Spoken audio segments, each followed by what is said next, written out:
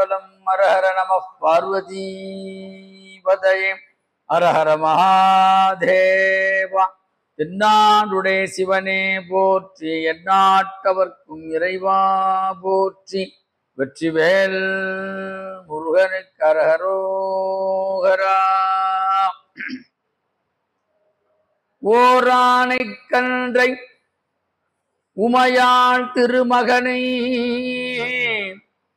பேரானை கற்பகத்தை பேணினால் வாராத புத்தி வரும். புத்திரசம் பத்தும் வரும். சக்தி தரும் சித்தி தருந்தான். விநாயகனே வெவ்வினையை வேறறுக்க வல்லான். விநாயகனே வேட்கை தணிவிப்பான். விநாயகனே விண்ணிற்கும் மண்ணிற்கும் நாதனுமா. தன்மையினார் கண்ணிற் கணிந்து எழும்போதும் வேலுமயிலும் என்பேன். எழுந்தே மகிழ்ந்து தொழும்போதும் வேலும் மயிலும் என்பேன். முருகா உனைத் தொழுதே உருகி அழும்போதும் வேலும் மயிலும் என்பேன். அடியேன் உடலம் விழும்போதும் வேலும் மயிலும் என்பேன். செந்தில் வேலவனே திருச்செந்தூர் முருகனே ஜெய. மயூராதிரூடம் மகாவாஜ்யகூடம் மனோகாரி தேகம் மகச்சித்தகேகம் மகீதேவதேவம் மகாவேத பாவம் மகாதேவ பாவம் பஜே லோகபாலோம். யாம் மோதிய கல்வியும் எம்மறிவும் தாமே பர வேலவர் தந்தது.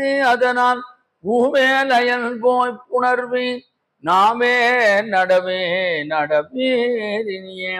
அருட்பெரும் ஜோதி அருட்பெரும் ஜோதி தனிப்பெரும் கருணை அருட்பெரும் ஜோதி. நாயகி நான்முகி நாராயணி கைநளின பஞ்சசாயகி சாம்பவி சங்கரி சாமலை சாதின சிவாயகி மாலினி வாராகி சோழினி மாதங்கி என்று ஆயகியாதி உடையாள் சரணம் சரணம் அருள் நமக்கே.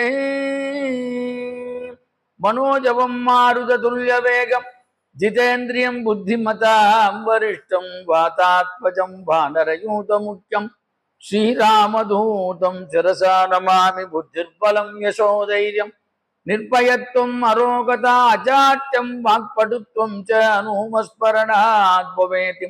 அசாத்திய சாதக சுவாமின் அசாத்தியம் தவ கிம் வத. ராமதூத கிருபா சிந்தோ மத்காரியம் சாதய பிரபோ. ஒரு தரம் சரவணபவா என்று சொல்பவர் உலகத்தினில் நினைத்தது எல்லாம் உடனே கைகூடும் என வேதங்கள் மொழியுதே. உண்மை அறிவான பொருளே பரிவாகவே நனந்தரம் சரவணபவா என்று சொல்லியோ. பரிவாகவே நான் அனந்தரம் சரவணபவா சரவணபவா என்று சொல்லியும் வாங்குமிகு காங்கேயா அடியனேன் எண்ணியது பலியாதிருப்பது ஏனோ. குருபரா முருகையா கந்தா கடம்பா சொல் குமரா குகா ஷண்முகா கோலாகலா வெற்றிவேலா எனக் கருள் கொடுத்தாழ்வை முத்தையனே. மறுமலர் குழல்லழக தேவகுஞ்சரி வள்ளி மணவனே என் துணைவனே. வண்ணமையில் வாகனா உன்னேரகப்பதியில் வளர் சுவாமிநாத குருவே. சுவாமிநாத குருவே சுவாமிநாத குருவே. ஸ்ரீமத் குமர குருதாச குருப்யோ நமோ நமஹ. ஸ்ரீமத் பாம்பன் சுவாமிகள் திருவடிகளே சரணம் சரணம். மெய்யன்பர்களே தாய்மார்களே, ஞானமே வடிவாக விளங்கக்கூடிய ஆதி வயலூர் முருகப்பெருமானின் பற்றாத தனிப்பெரும் கருணையினாலும் அருட்பெரும் ஜோதி அருட்பெரும் ஜோதி தனிப்பெரும் கருணையாக விளங்கக்கூடிய ராமலிங்க சுவாமி திருவடியில் வணங்கி எல்லாம் வல்ல கண்டக்கோட்ட முருகப்பெருமானுடைய திருவடிகளை வணங்கி வந்திருக்கின்ற அடியார் பெருமனுக்கு நன்றியும் வணக்கத்தையும் தெரிவித்துக் கொண்டு பாம்பன் சுவாமிகளுடைய குமாரஸ்தவத்தில் 34வது நாமாவிலிருந்து நாம் சிந்திக்க கூடியிருக்கிறோம். ஓம் பிராணபதயே நமோ நமஹ. ஓம் பிராணபதயே நமோ நமஹ. பிராணன் என்ற சொல்லிற்கு ஆன்மா அல்லது உயிர் என்று பொருள். எல்லா உயிர்களுக்கும் பதியாக இருப்பவன் இறைவன். அதான் சுவாமிகள் இதை எழுதுகின்ற போது பிராணபதி என்று சொல்லுகிறார். அதனால்தான் இறைவனுக்கு நாமெல்லாம் பசுக்கள், ஆன்மாக்கள். இந்த ஆன்மாக்கள் யாரினாலே உய்ய வேண்டும் என்று சொன்னால் பதியாக இருக்கக்கூடிய ஈசன் அருள் இருந்தால்தான் இந்த ஆன்மாக்கள் உய்வர். அதனால்தான் சிவபெருமானுக்கு கரூரிலே பசுபதீஸ்வரர் என்ற திருநாமம். நாமெல்லாம் பசு, இந்த பசுக்கு பதியாக இருப்பவன் இறைவன். அதுபோல ஓம் பிராணபதையே நமோ நமஹ, எல்லா உயிர்களுக்கும் பதியாக இருப்பவன் இறைவன். அதனால் அவனுக்கு பிராணபதி என்று சொல்கிறான். இதைத்தான் சாதாரணமாக சொல்வார்கள், அவனன்றி ஓரணுவும் அசையாது. காரணம், எல்லா உயிர்களையும் இயக்கும் சக்தி இறைவனிடத்தில் தான் இருக்கிறது. அப்ப கச்சியப்பர் அழகா சொல்ற, அதை குறிக்கின்ற பொழுதே, ஊரிலான் குணம் குறுகிலான் செயல் இலான் உரைக்கும், ஊரிலான் குணம் குறுகிலான் செயல் இலான் உரைக்கும், வேறிலான் ஒரு முன்னிலான் பின் இலான் பிரிதோர், சாரிலான் வரன் போக்கிலான் மேலிலான் தனக்கு, நேரிலான் உயிர் கடவுளாய் என்னுள்ளே நின்றான். அப்பேற்பட்ட முருகப்பெருமான் என் உள்ளே உயிர் கடவுளாய் நின்றார் என்று சொல்கிறார். அதைத்தான் நம்ம சிவபுராணத்துல சொல்றார், போக்கும் வரவுமிலா புண்ணியனே. அதே கருத்து தான் இங்க சொல்றார், போக்கும் வரவுமிலா புண்ணியனே. அப்ப இங்க சொல்றார், சாரிலான் வரல் போக்கிலான் மேலிலான் தனக்கு நேரிலான் உயிர் கடவுளாய் என்னுள்ளே நின்றான் என்று கச்சப்ப சிவாச்சாரியா தமிழ் கண்டபுராணத்தில் முருகப்பெருமான இப்படி அழகா வர்ணிக்கிறார். ஆக எல்லா உயிர்களுக்கும் பிராணனாக இருப்பதால் அவர் முருகனே பரம்பொருளாக ஏற்றுக்கொண்டவர். அரிசமய வழிபாட்டிலே கௌமாரம் மிக உயர்ந்த வழிபாடு. காணாபத்தியம், கௌமாரம், சௌரம், சாக்தம், சைவம், வைஷ்ணவம் என்ற 6 சமய வழிபாட்டிலே கௌமார வழிபாடும் ஒரு உயர்வான வழிபாடு. அதனால மற்ற சுவாமி மட்டம்னா அப்படிலாம் ஒண்ணு கிடையாது. எதை ஏற்றுக்கொள்ளுமோ எல்லாமே மற்ற சுவாமியா அதுல பார்த்துக்கணும். அதனாலதான் சுவாமிகள் இங்கேயும் சொல்றார், அபேத பதையே நமோ நமஹ. ஒண்ணுக்கு ஒண்ணு ஒரு தொடர்பு பத்தி சொல்லியிருப்பார். அததான் சொல்றார், எல்லா உயிர்களுக்கும் முருகனே எனக்கு பிராணனாக தெரிகிறான். அதை காட்ட வந்த சுவாமிகள் ஓம் பிராணபதையே நமோ நமஹ. அப்ப இந்த ஆன்மாவிற்கு பலவிதமான பெயர்கள் உண்டு. அப்ப ஆன்மாக்கள் பாசத்தினாலே கட்டுண்ட போடுறதுக்கு அதுக்கு பசு என்று பெயர். அதைத்தான் சைவ சித்தாந்தம் சொல்லும், பசு பதி பசு. இந்த பசு இருக்கிறதே பதியாக இறைவனுடைய திருவடியை பிடித்துதான் ஆன்மாவை வெல்ல முடியும். மீண்டும் பிறவாத தன்மை அடையணும்னா இந்த பிராணன் இருக்கிறதே 3 விதமான குணங்களை விட்டழிக்கொண்டும், அகங்காரம், மமகாரம். அதுதான் ஆணவம், கண்மம், மாயை என்று சொல்வார். 3 விதமான மும்மலங்கள்.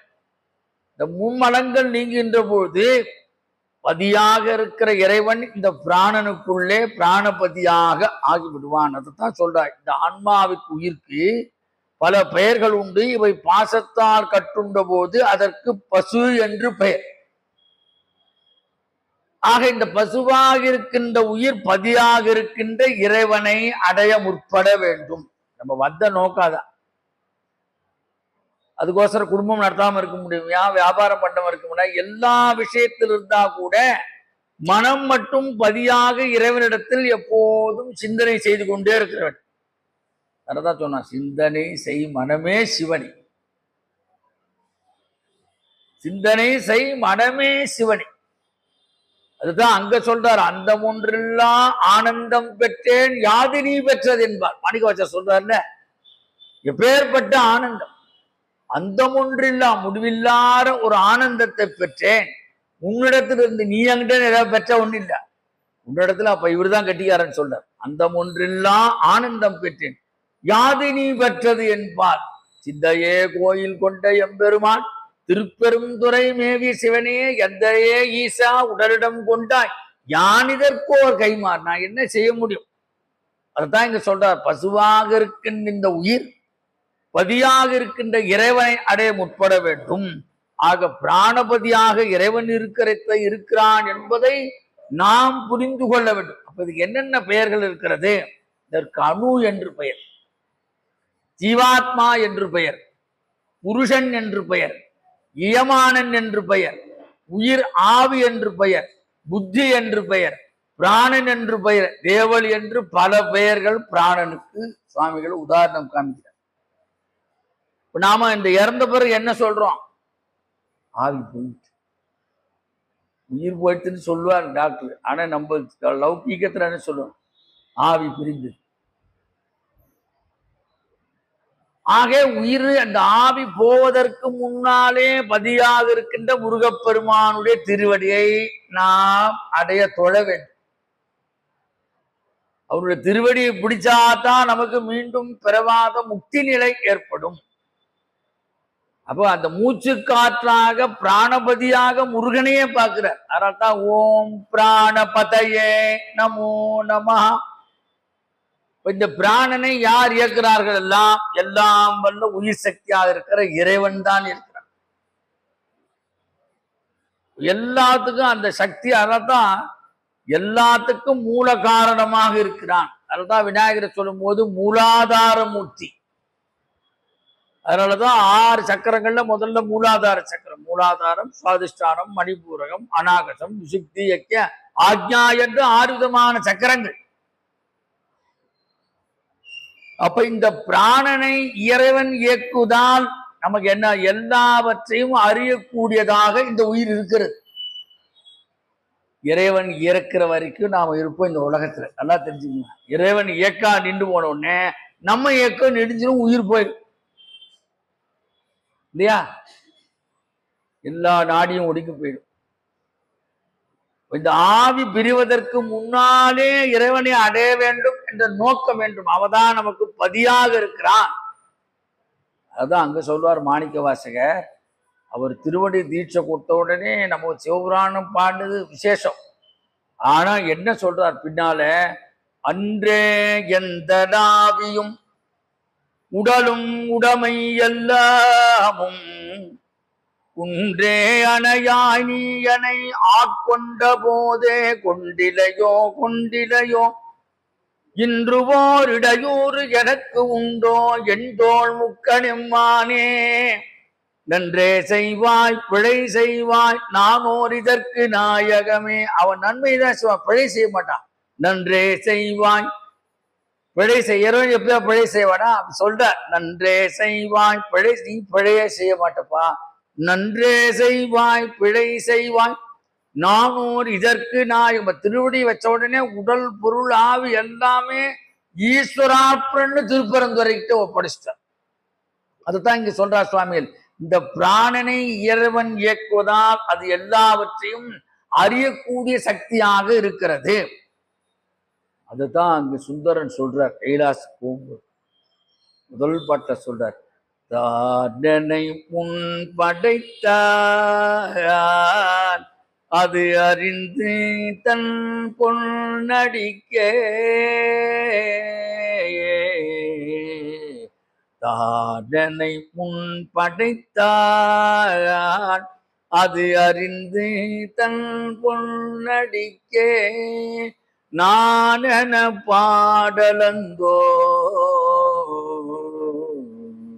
நாயினேனை பொருட்படுத்து வாடனை வந்ததிற்கொள்ள மத்த யானை அருள் புரிந்தான்.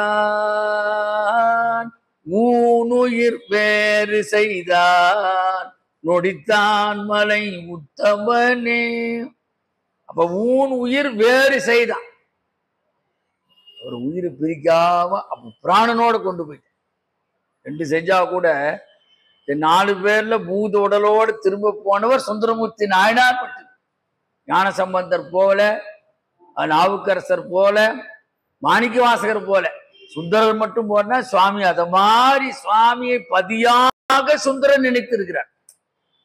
அதனால்தான் ஊனுயிர் வேறு செய்தான் நொடித்தான் மலை உத்தமனி.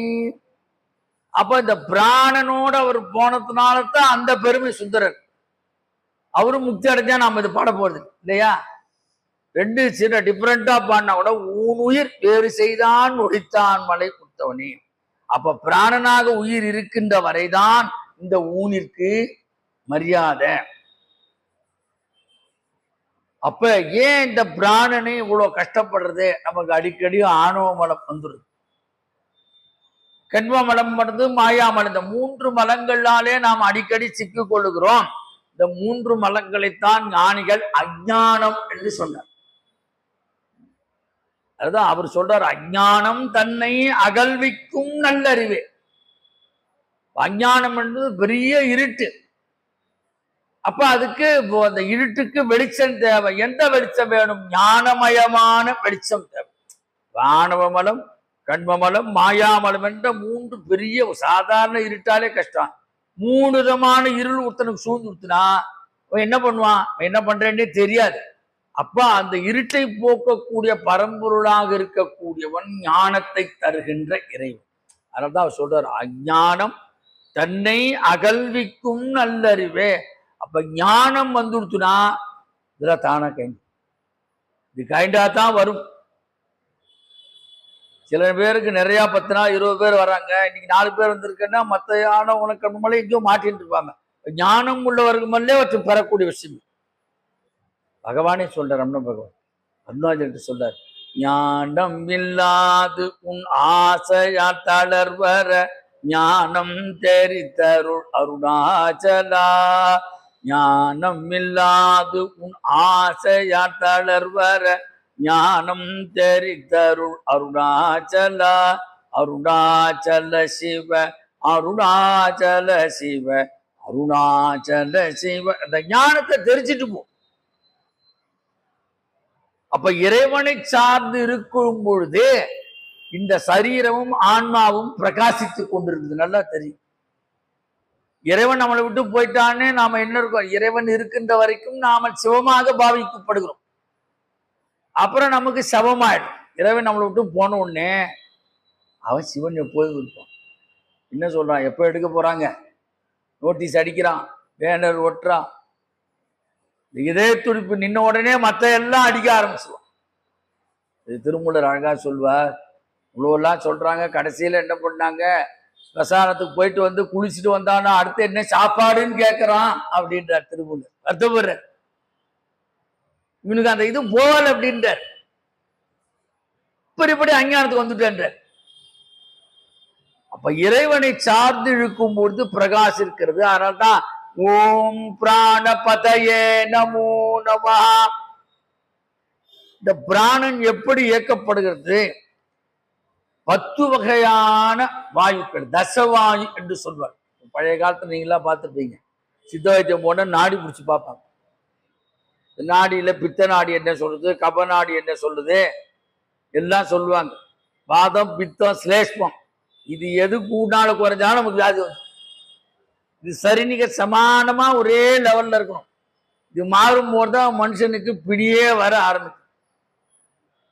ரொம்ப வாதம் இருந்தாலும் கஷ்டம், ரொம்ப பித்து இருந்தாலும் கஷ்டம், ரொம்ப சளி இருந்தாலும் கஷ்டம். இந்த 3 ஒண்ணு சேர்ந்துச்சுன்னா அங்கேயும் இது ஆணவ மலம் தான். வாதம் என்ற ஆணவ மலம், நான் சொல்றேன் அப்படின்னு, பித்தம் என்ற ஆணவ மலம், அப்புறம் வாயு என்ற ஆணவ மலம் எல்லாம் சிரேஷ்டம்.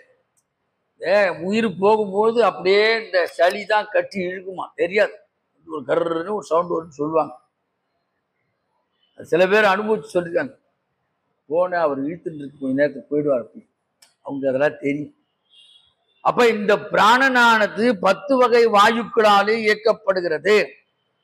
முதல் பிராணன் இதயம், 2வது பிராணன் அபானன், நம்ம மலம் கிடைக்கும் எருவாய் கருவாய் என்று சொல்வார். 3வது வியானம், உடல் முழுவதும் இருக்கும். 4வது உதானன், இந்த நாடி சொல்ற பாருங்க, பல்ஸ் அடிக்குது பாருங்க, டாக்டர் செக் பண்றாருல பிபி, 180 எவ்வளோ பல்ஸ் 72. ரைட்ப்பா, பரவாயில்லப்பா, மாத்திரை கொஞ்சம் குறைச்சிக்கும். 280 300 போடு, டோசேஜ் ஜாஸ்தியாக்கு சொல்றாரு இல்லையா? அது இறக்கணும், அந்த லெவல் பண்றது. அப்புறம் உதான நாடி, சமானன் நாக்குனால இருக்கக்கூடிய நாக்கு, நாகன் கை கால் மூட்டு. சில பேர் மூட்டு வலி மூட்டுன்னு பார்த்தா வாயு வந்து பிடிச்சி, எல்லாம் அந்த வாயு பண்ற வேலை தான். கூர்மன் மயிர்கால்கள், கிரிகரன் தும்மல் வருது பாருங்க, அதையும் அப்படித்தான் சொல்ற. தும்மல் கொட்டாவி அப்படியே பாருங்க, அது ஒரு கெட்ட வாயு. தேவதத்தன் வியர்வை சுரத்தல், தனஞ்சயன் உயிர் சிரசின் வழியாக பிரிய செய்வது. இப்படி 10 விதமான தசநாடிகள் இந்த மனுஷனை இயக்கி கொண்டிருக்கிறது. இந்த 10 வாயுக்கள்ல 5 மிக முக்கியம். 5 வாயுக்கு ரொம்ப முக்கியம். அது எப்படி முக்கியம் சுவாமிகள் சொல்றார். இந்த 5 வாயுக்கள் பூஜா காலங்களையும் அன்னம் ஊதும் பொழுதும் குறிப்பிடப்படுகின்றன. பூஜை செய்கிற போது இது சொல்றாங்க. அப்புறம் சாப்பிடும் போது இப்படித்தான் சொல்லிட்டு சாப்பிடணும்னு சொல்லுது வேதம். பிராணாய ஸ்வாஹா, அபானாய ஸ்வாஹா, வியானாய ஸ்வாஹா, உதானாய ஸ்வாஹா, சமானாய ஸ்வாஹா. இப்படிலாம் பார்த்துருப்பீங்க. ராம்நாள்லாம் அப்படி சுத்திட்டு அந்த அன்னத்தை அப்படியே போடணும், பல்ல படாம கொண்டு போடணும். எவ்வளவு கஷ்டம் தெரியுங்களா? பழக்கத்திலேயே வரணும். எதுக்கு நான் இந்த மாதிரி பண்ணிட்டாக்க, இது எல்லாம் ஒரு புண்ணியமா ஆயிடுது. எல்லாம் இறைவனுக்கு படிக்கிறோம். முதல்ல என்ன சொல்றான்? பிராணாய ஸ்வாஹா. பிராணன் யார் இருக்கிறான்? இறைவன் தான். அப்புறம் அபானன், அப்புறம் வியானன், அப்புறம் உதானன், எல்லாத்தையும் அப்படியே சமமா இருக்கக்கூடியது இந்த 5 வருமான. ஆக எல்லா பொருள்களும் எல்லா உயிர்களும் இறையருளால் இயக்கப்படுகின்ற என்பதை சுவாமிகள் இந்த தசநாடிக்கள் தான் இயக்குது என்று சுட்டி காட்டுகிறார். அதனாலே ஓம் பிராணபதயே நமோ நமஹ. நம்ம சரீரத்துல எவ்வளவு நாடிகள் இருக்கு? 72,000 நாடி.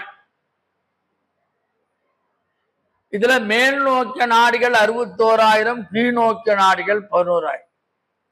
ஒரு நாளைக்கு நாம 21,100 முறை மூச்சு விடுறோம். அதான் தான் சிதம்பரத்துல பாருங்க, 21,65 100 இந்த இது கடிச்சிருக்காங்க பார்த்தீங்களா? அது ஆணிகள் இருக்கு. அது மாதிரி தான் வள்ளலாரும் அது மாதிரி கட்டிது.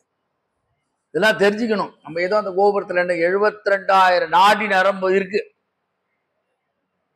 21,600 முறை நாம மூச்சு விடுறோம் ஒரு நாளைக்கு. அது ஏதாவது நம்ம தேங்க்ஸ் சொல்ற மாதிரி இருக்கு இல்லையா? ஒரு நாள் கூட நம்ம தேங்க்ஸ் சொல்ல மாட்டோம். அதனால்தான் சேக்கிழார் என்ன சொல்றாரு பெரிய புராணத்துல, அதை எழுதும் பொழுது இந்த திருத்தொண்டர் புராணை பாடு அவர் கேட்டாங்க, ஏன் நீங்க உங்களை வணங்குறீங்க அப்படின்னு. அவர் சொல்றார், இறைவனை பெருமை எழுதற்கு இறைவன் இந்த சரீரத்தை கொடுத்தாலே அதனால என்னை நானே வணங்கி கொள்கிறேன். எவ்வளவு உயர்வான பாயிண்ட் பார்த்தீங்களா? சரீரம் யார்? இறைவனாலே கொடுக்கப்பட்டது. அப்ப இந்த திருத்தொண்டர் புராணத்தை பாடுவதற்கு இறைவன் எனக்கு ஒரு வாய்ப்படுத்தாலே அது இந்த சரீரத்தினால்தான் எழுதுறது. அதனாலே நான் என்னை நானே வணங்கி கொள்கிறேன். உயர்வான தத்துவம். அப்புறம் இதுல இடகலை, பிங்களை, சுழுமுனை, காந்தாரி, அத்தி, சிவுகை, அலம்புடை, உருடன், சங்கினி, குரு என்ற 10 நாடிகள் மிக மிக முக்கியம். இதெல்லாம் சித்த வைத்திய திரட்டுல இதெல்லாம் இருக்கு. சித்த வைத்தியம் பட்சங்களும் இதெல்லாம் தெரியும். அப்ப ஏன் இதெல்லாம் சுவாமிகள் வந்து எல்லா பிராணன்களுக்கும் பதியாக அவர் முருகப்பெருமானையே பார்க்கிறார். எல்லா பிராணனுக்கும். அதனாலதான் பிராணாயாமம் ரொம்ப முக்கியம். எல்லாரும் செய்யலாம். நீங்க இதுக்கு ஒன்றும் இதெல்லாம் சட்டம்லாம் கிடையாது. பிராணாயாமம் பண்ணினா மனசு முதல்ல சுத்தமா, இந்த ஸ்ட்ரெஸ்ஸே வராது. நல்லா தெரிஞ்சுக்கணும். அவங்க டெய்லி 10 பிராணம் 20 பிராணம் எப்பெல்லாம் நேரம் கிடைக்கிறோ பண்ணலாம். அது நாங்கள்லாம் கொஞ்சம் மந்திரம் சொல்லி போடணும். எங்களுக்கு மந்திரம்லாம் உண்டு. ஓம் பூஹு, ஓம் புவஹ, ஓம் சுவஹ, ஓம் மகஹ, ஓம் ஜனஹ, ஓம் தபஹ, ஓம் சத்யம், ஓம் தஸ்ஸவிதுர்வரேண்யம் வர்கோ தேவஸ்ய தீமஹி தியோ யோ ந பிரசோதயாத். அப்படி நாங்க சொல்லணும். எங்களுக்கு சந்தியாவனத்துல முக்கியமா இது சொல்லியே ஆகும். அப்ப அத மாதிரி பண்ணினாத்தான் அந்த ஞானம் நல்லா வரும். பிராணனை நம்ம கண்ட்ரோல் பண்ணிட்டா எல்லாத்தையும் வெல்லுலாம். பிராணன் ரொம்ப முக்கியம். ஏன் பிராணன் பிராணன் சொல்றேன்னா, பிராணாயாமம்னா அந்த மூச்சு காற்றாக இறைவன் தான் இருக்கிறான். அததான் வேதங்கள், இறைவனுடைய மூச்சு காற்றாக வேதங்கள் இருக்கிறது எதுக்கு சொல்றாங்க. அதனால தான் அந்த மூச்சை சரிப்படுத்தணும். அதைத்தான் இடகலை பிங்கலை அதெல்லாம் திருமூலர் அழகா சொல்றார். நிறைய திருமந்திரத்துல ரொம்ப வித்தியாசமா சொல்ற. டெய்லி பிராணாயாமம் பண்ணணும். யோகால பிராணாயாம மெத்தட் முதல்ல பத்மாசனம் உண்டு, பிராணாயாமம் உண்டு.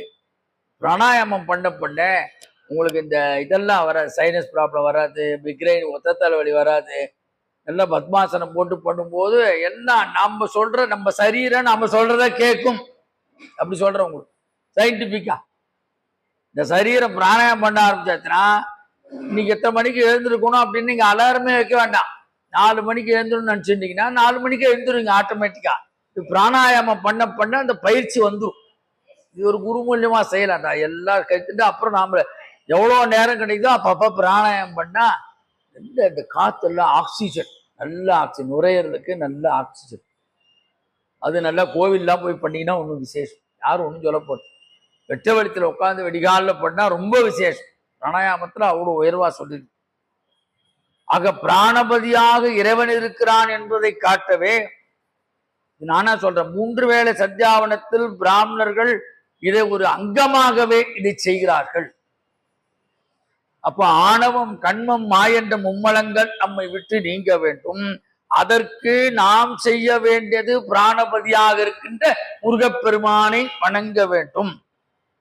பிராணங்களுக்கெல்லாம் தலைவனாக இருப்பவன் குகப்பெருமான். அதனால்தான் அவனுக்கு குகேசன் ஒரு பெயர். நம்ம இதயமாகிய குகையில் வசிப்பவன், அதனாலே குகேசன். இவனை குகேசன் என்று அழைப்பார்கள். ஆக உயிராக உடம்பில் அவரே இருந்து எக்காலத்துக்கும் நமக்கு அருள் செய்வதால் முருகப்பெருமானை பிராணபதியாக போற்றி ஓம் பிராணபதயே நமோ நம. 35வது நாமாவளி ஓம் பக்தபதயே நமோ நம. ஓம் பக்தபதயே நமோ நம. பிராணபதியாக இருக்கின்ற இறைவனை பிராணாயாமம் செய்ய செய்ய செய்ய நமக்கு பக்தி வரும். அதனால தான் அடுத்தது இப்படி போட்டார். சுவாமிகளை சும்மாரெல்லாம் போட்டது. இதெல்லாம் செய்ய செய்ய செய்ய நம்ம ஸ்டேட்டஸே கொஞ்சம் மாறும். இப்போ ஆணவம் கண்மம் மாய கொஞ்சம் கொஞ்சம் இருக்க குறைய குறைய குறைய நம்ம ஞான மார்க்கமாகிய பக்தி மார்க்கத்துக்கு இறைவன் நம்மை கையை பிடிச்சு அழைத்து செல்வார். அதனால்தான் ஓம் பக்தபதையே நமோ நம. 4 மார்க்கங்கள் இறைவன் அடைவது. 4 வழியா பெரிய புராணம் சொல்ற. சத்புத்திர மார்க்கம், தாச மார்க்கம், சகா மார்க்கம், ஞான மார்க்கம். சத்புத்திர மார்க்கம் ஞான சம்பந்தர் உடந்தையா பாவித்தார், அப்படி அடைந்தார். அப்புறம் தாச மார்க்கம் அப்பர் பெருமான் 2 வேளை செஞ்சார். உழவாரமும் செய்தார், தேவாரமும் பாடினார். அவர் தாச மார்க்கத்துல. சுந்தரமூர்த்தி நாயனார் சகா மார்க்கம், ஃப்ரெண்டு. அதனால்தான் எல்லாத்தையும் சுவாமிகிட்ட கேட்டு கேட்டு கேட்டு தங்கமா வாங்கினார், காசா வாங்கினார். சுவாமி தூது போத சொன்னார். நட்ட ராத்திரிசியில திருவாரூர்ல அரவேநாச்சியார் கோபிச்ச போட்டு சுவாமி தான் போய் தூது போறார். அப்போ ஃப்ரெண்டுக்கோசரம் சுவாமி எவ்வளவு இருக்காரு. ஆனா சுவாமி சொல்றார், நாம் முக்கு தோழனான். சுவாமி தான் சொல்றார், இவர் சொல்லல, அவரே சொல்றார். நாம் உங்க தோழனா சுந்தர தமிழுக்கோசம். மாணிக்க வாசகர் ஞானமா இருக்கும். அது மாதிரி 4 நிலைகள்: சரியை, கிரியை, யோகம், ஞானம். சரியைனா சரீரத்தால செய்யறது வேலை, உழவாரப்பணி, அப்பர் பெருமான் செய்தது போல. கிரி என்று சொன்னால் வேள்விகை செய்தல், பூஜை செய்தல், அது ஞான சம்பந்தம். யோகம் என்று சொன்னால் சுந்தரமூர்த்தி நாயனார் எல்லாம் சொல்லுவான். 2 பேரும் முண்டாட்டிக்காரரு அப்படி இப்படின்னு சொல்லுவா. அவர் சொல்றாரு, நான் எதையும் அனுபவிக்கல அப்படின்ட்டார்.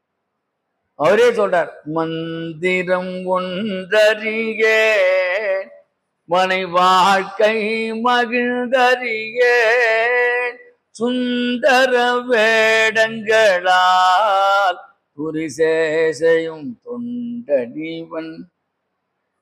மந்திரம் ஒன்றறியேன் மனை வாழ்க்கை மகிழ்ந்திடும். யோக பாவத்தினாலே சுந்தரர் இறைவன், ஞான பாவத்தினாலே மாணிக்கவாசன். அங்க சத்புத்திர மார்க்கம், தாச மார்க்கம், சகா மார்க்கம், ஞான மார்க்கம். அங்க ஞானம் வந்து பார்த்தீங்களா? அது மாதிரி இங்க பாருங்க, சரியை, கிரியை, யோகம், ஞானம். நாலாவது மாணிக்க வாசகர் பாருங்க, அந்த ஞான நிலை தான் பக்திக்கு கொண்டாந்து நிறுத்தும். இது 4 வழிதான், எல்லாமே 4 விதமான பக்தி தான். நாரத நவவிதமான பக்திகள்லாம் சொல்ற, விஸ்தாரமா சொல்ற. நாராயண பக்தி சூத்திரத்து, நாரத பக்தி சூத்திர பக்தினா எப்படிதான் இருக்கணும் இஷ்டனே சொல்றானா. ரொம்ப என்ன சாதாரணமா கொண்டாடுங்கப்பா. புஷ்பம் பத்திரம் பலம் தோல், ஏதாவது வச்சு என்ன ஒண்ணுமே இல்லைன்னா பூ போடு, ஏதாவது ஒரு பழத்தை நைவேத்தியம் பண்ணு, ஒரு துளசி மாலை போடு, அது ஒண்ணுமே இல்லைன்னா ஜலத்தை வச்சு நைவேத்தியம் பண்ணு. புஷ்பம் பத்திரம் பலம் தோல், இல்ல பக்தியினுடைய வெளிப்பாடு. இறைவன் எப்படி இருக்கிறானா, பக்த பதையே நமோ நமஹ. இறந்த உலகத்தில் மிகச்சிறந்த மார்க்கம் பக்தி மார்க்கம். மார்க்கம்னா வழி என்று பெயர். இந்த விரிஞ்சிபுரம் ஒரு கஷேத்திரம் இருக்கு வேலூர் பக்கத்துல, அந்த சுவாமிக்கு பேர் மார்க்கபந்து ஈஸ்வரர். மார்க்கபந்து அப்படின்னா என்ன தமிழத்தன்னா வழித்துணைநாதன், எப்பொழுதும் நமக்கு துணையாக இருக்குவோம். அதுதான் அருணகிரிநாதர் சொன்னார், விழிக்கு துணை திருமின் மலர்பாதம் மெய்மகுன்றா மொழிக்கு துணை முருகா எனும் நான் முன்பு செய்த வழிக்கு துணை அவன் பன்னிரு தோளும் பயந்த தனி வழிக்கு துணை வடிவேலும். கடைசியில போறோம் பாருங்க, யார் வருவோம்? வடிவேலும் செங்கோடு. அந்த அளவுக்கு பிராணபதியை பிடிச்சாத்தான், பக்தி பண்ணினாத்தான் இதெல்லாம் நடக்கும். தமிழ்ல அந்த சுவாமிக்கு வழித்துணை நாதன் என்று பெயர். அப்போ ஒரு மனிதன் ஞானம் அடைவதற்கு, ஞானம் அடைந்து விட்டான், அவனுக்கு உண்டான ஒரு தகுதி அடிப்படை என்னன்னா, அவனிடத்திலே பக்தி வர. பாரதி சொல்றான், பக்தி உடையார் காரியத்தில் பதற. எல்லா பக்திமான்ட்டு பாத்தீங்கன்னா ரொம்ப அமைதியா இருப்பாரு. எந்த உலகமே பிறண்டாலும், ஜனகர் அப்படித்தான் வாழ்ந்தார். ஜனக மகரிஷி பேர் தான். அவ்வளோ இருந்தா அங்கேயே தீ பிடித்து எரியுதான்னா ரிஷியோட பேசிட்டு இருக்காரு, அதை பத்தி சட்டம் பண்ணல. அந்த மாதிரி அந்த பக்தி ஞானம் வைராக்கியம், பக்தி வந்துட்டுனா ஞானம் வந்துடும், ஞானம் வைராகியம் வந்துட்டுனா வைராக்கியம் வந்துடும். அதைத்தான் ஆதிசங்கர சொல்றாரு, அன்னபூர்ணே சதாபூர்ணே சங்கர பிராண வல்லபே ஞான வைராக்கிய சித்தத்தம் பிக்ஷாந்தேகிச்ச பார்வதி. பார்வதிட்ட கேக்குற, எனக்கு ஞானத்தையும் வைராகியத்தையும் பிக்ஷையா போடு. ஞான வைராக்கிய சித்தத்தம் பிக்ஷாந்தேகி தேகினா கொடுத்து உன்கிட்ட கையாந்து. அப்போ ஒரு மனிதன் ஞானம் அடைவதற்கு உண்டான தகுதி தருவது இறைபக்தி. இதுதான் ரொம்ப முக்கியம். முதல்ல எடுத்த உடனே மாத்ரு பக்தி, 2வது பித்ரு பக்தி, 3வது ஆச்சாரிய பக்தி, 4வது இறைபக்தி. இந்த 3லேருந்து பக்தி நிலை வந்தாதான் 4வது நிலை சரியா. அது மட்டும் இல்ல, சொல்றார் சுவாமிகள், அடியார்களிடத்திலும் பக்தி செலுத்த வேண்டும். அப்ப அந்த அடியார் இப்ப எவ்வளவு உயர்வாக ஞானத்தை அந்த அடியார்ல பாருங்க பேச மாட்டாங்க. சில அடியார் சொல்லுவாங்க, நான் பாம்பன் சுவாமிகளுக்கு 50 வருஷமா போறேன், ராத்திரி பூரா ஓம் போடுறேன், குமாரஸ்தவன் சொல்றேன், அந்த மாரி சொல்லவே. அந்த ஞானம் வந்துடுத்துனா பேசாம இருப்பான். போய் பாம்பன் சுவாமி கும்பிட்டு வந்துட்டு இருப்பான் வீட்டு. பக்தியின் ஒரு முதிர்ந்த நிலை. சில பேர் சொல்றோம், நான் 40 வருஷமா விஷ்ணு சஹஸ்ரநாமம் பாராயணம் பண்றேன், இதெல்லாம் சொல்லவே முடியாது. பக்தி என்பது தானா இவர் பக்திமான்றது தெரிஞ்சுப்பாங்க, உலகம் சொல்லும் அவர்கிட்ட பக்தி இருக்குதா இல்லையா. அதுல அடியார்களுக்கு செய்கின்ற பக்தி தான் ஆண்டவனுக்கு போய் சேரும். அதனால்தான் திருத்தொண்டர் புராணமே எதுக்கு பெரிய புராணம் வந்தது, 12 ஆழ்வார்கள் வந்த நோக்கமே அடியாருடைய பக்தியை செம்மைப்படுத்தவே, அதை காட்ட வந்த. அது சுந்தரமூர்த்தி நாயனார் அவர் அந்த நாடகம் நடத்துட்டு, என்ன எல்லாரும் பாடிட்டாயா, அடியார்கள் யாரும் பாடுது, அதனால தான் உன்னை பிறக வச்சேன். ஆழ்வார்கள் பாசுரத்தினாலே இறைவனை பாடி பாடி மகிழ்ந்தார். அப்ப எல்லா சுவாமிகளுக்கும் அடியாரும், சிவனடியார்கள், அம்பாளடியார்கள், முருகனுக்கு முருகனடியார்கள், வேற முருகன் அடியார்கள் திருவற்சங்கம். அப்ப அடியார்களுக்கு யார் தலைவனாக இருக்கிறார்னா முருகப்பெருமான் தலைவனாக இருக்கிறார். இவர் சொல்றார், இந்த கௌமாரத்தை ஆணித்தரமாக கொண்டு இதை சொல்றாரு. அடியார்களுக்கு தலைவனாக முருகப்பெருமானை நான் வணங்குகிறேன், போற்றுகிறேன். நமஸ்கர். ஓம் பக்த பதயே நமோ நமஹ. தமிழ்நாட்டில் இவ்வளோ எதுக்கு 63 நாயன்மார்கள், 12 ஆழ்வார்கள் எல்லாம் சிவபக்தியும் விஷ்ணு பக்தியும் வளர்த்தார்கள். அவர்கிட்ட எந்த பேதமுமே இல்லை. அந்த பேதமே வரக்கூடாது. வேதமே சொல்லுது, சிவனுடைய இதயத்தில் யார் இருக்காருன்னா மகாவிஷ்ணு இருக்கார், மகாவிஷ்ணு இதயத்துல யார் இருக்காருன்னா சிவன் இருக்கார். இதை எவன் பேதப்பதிப்படுகிறானோ அவனுக்கு மிகப்பெரிய நரகம் காத்திருக்கிறது. நான் சொல்ல வேதம் சிவச ஹிருதயா மகாவிஷ்ணு, மகாவிஷ்ணு ஹிருதயா சிவ சம்போ அப்படின்னு. நமக்கு அந்த பேதமே வரக்கூடாது. அது அது அதான் அந்த நரகத்துக்கு போச்சுன்னா திரும்பவே முடியாது, அவன் அப்படியே கடக்க வேண்டியதான். அப்ப நாயன்மார்கள் சிவபக்தியும் ஆழ்வார்கள் விஷ்ணு பக்தியும் முருகப்பெருமானு எண்ணற்ற பக்திமான்கள். நக்கீரர் தொடங்கி குமர குருபரர், அருகர்நாதர், திருப்பூர் சிதம்பரம் சுவாமிகள், வடலூர் ராமலிங்க சுவாமிகள், பாம்பன் சுவாமிகள், வண்டச்சரப தண்டபாணி சுவாமிகள், இன்னும் எண்ணற்ற அடியார்கள் முருகப்பெருமானை வணங்கினார். ஆயலூர் முருகப்பெருமான தொட்டிக்கல சுப்பிரமணிய முனிவர் என்று பாடியிருக்கிறார். ஆயலூர் புராணமே இருக்கு, திருவள்ளூர் பக்கத்தில் இருக்குது ஆயலூர். எவ்வளோ எண்ணற்ற அடியார்கள் முருகனை போற்ற காரணம், கலியுகத்திலே கண்கண்ட தெய்வமாக அடியார்களுக்கு, நல்ல அடியார்களுக்கு அருள் செய்கின்றவன் கந்த கடவுள். இந்த பக்தி முருக பக்தி வர்ண பயிரில் இப்போ கூட இங்கே மாநாடுலாம் நடக்க போகுது. அரசாங்கம் முருக மாநாடு சொல்லிட்டு இருக்காங்க. முருக பக்தி இன்னைக்கு நேற்று ஏற்பட்டலாம், அது கிருத்தயுகத்திலேருந்து இருக்குது. ராமாயணத்துக்கு முற்பட்டது முருக பக்தி, தெரிஞ்சுக்கோங்க. நாடக வதத்தும் போது சொல்றார், இதெல்லாம் முருகன் நடந்து ஓடி விளையாடும் என்று விஸ்வாமித்தர் ராமனுக்கு முருகன் பெருமை சொல்றார். அதுல வால்மீகி பல சுதி சொல்றார். இந்த ஸ்லோகத்தை எவன் படிக்கிறானோ அவனுக்கு முருகனுடைய பரிபூர்ண ஆசீர்வாதம் கிடைக்கும். பலஸ்ருதி சொல்லியிருக்கார் வால்மீகி. காகுஸ்தன் அப்படின்ற முருக பக்தி எங்கேயோ பாகிஸ்தான், நம்ம இப்ப பிரிஞ்சுட்டப்பா, பிரியாத பாகிஸ்தான்ல முருகப்பெருமான் பக்தி இருந்திருக்கு. அதில் இங்கிலீஷ்ல ஒருத்தர் ஏற்றுக்கார், வளையப்பேட்டை ரா கிருஷ்ணன் ஒருத்தர் இருக்கு.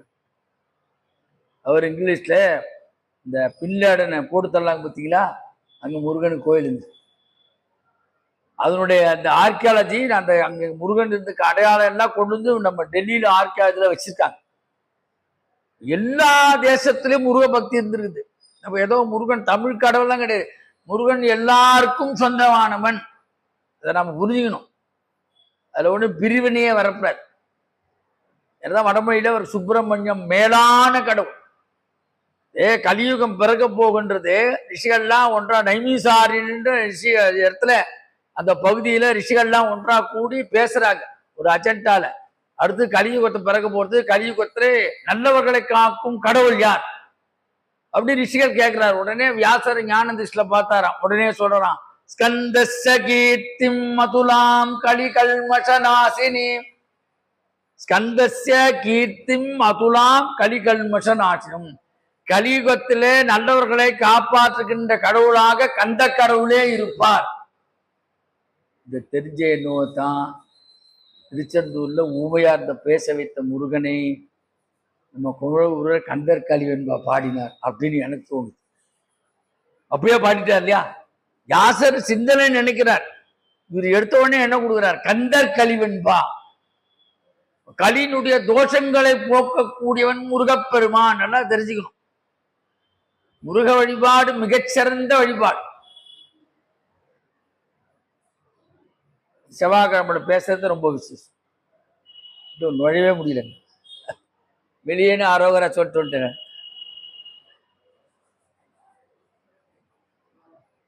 அப்ப இந்த அடியார்களுக்கெல்லாம் யார் தலைவன்? முருகனே இருக்கிறான். இந்த வடமொழியில் தான் பக்தி பிரேமை என்று சொல்வார்கள். பிரேமை, அதனால்தான் பெண்கள் பிரேமா அப்படின்னு பேரு. கடவுளிடத்திலே பக்தியா இருக்கக்கூடியவன். அப்ப பக்தி மார்க்கத்துல என்ன ஒரு விசேஷம்னா, இறைவனை நாம் போய் வணங்காட்ட கூட நாமத்தினாலே வணங்கணும். அதுதான் ஒரு பெரிய கலியுகத்துல நாம சங்கீர்த்தனம். நாம சங்கீர்த்தனை எல்லா சாமியும் பாடணும். சில பேர் ராதா கல்யாணம் தொடர்ந்தும் பாடுவாங்க. அதெல்லாம் நமக்கு சில பேருக்கு புரியாது. அது நம்ம இதுலேருந்து வந்தது.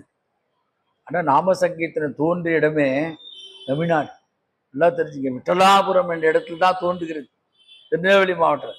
அந்த விட்டலாபுரத்திலே தோன்றி ஒரு டிஸ்ட்ரிக்டா வருது. தஞ்சாவூர் ஜில்லா வந்த போது அவர் குமரியா இருக்கிறார்.